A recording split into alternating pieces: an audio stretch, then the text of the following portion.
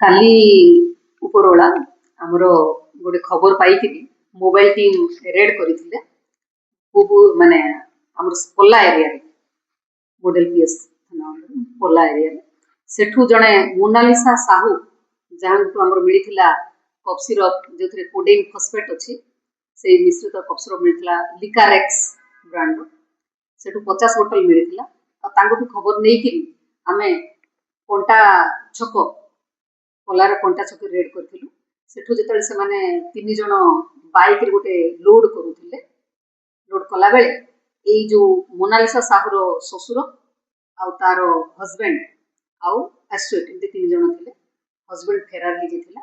ଶ୍ୱଶୁର ନାଁ ହେଲା ସଞ୍ଜୟ ସାହୁ ଆଉ ନେକ୍ସଟ ରୀନା ସାହୁ ଟିମା ଯାହାକୁ କହୁଛନ୍ତି ସେମାନେ ସେଠି ଥିଲେ ଆଉ ସେଠୁ ଆହୁରି 120 ବୋତଲ କୋଡେଇନ୍ ଫସ୍ଫେଟ୍ ମିଶ୍ରିତ କଫ୍ ସିରପ୍ ମିଳିଥିଲା ବ୍ରାଣ୍ଡ ହେଲା ଏସ୍କଫ୍ ତ ଏମିତି ଟୋଟାଲ 170 ବୋତଲ କଫ୍ ସିରପ୍ ମିଳିଥିଲା ଟୋଟାଲ ଓଜନ ହେଲା 20 କେଜି 400 ଗ୍ରାମ ତ ଏଇଟା ଏନଡିପିଏସ୍ ଆକ୍ଟର 20C ଅନୁସାରେ ଦଣ୍ଡନୀୟ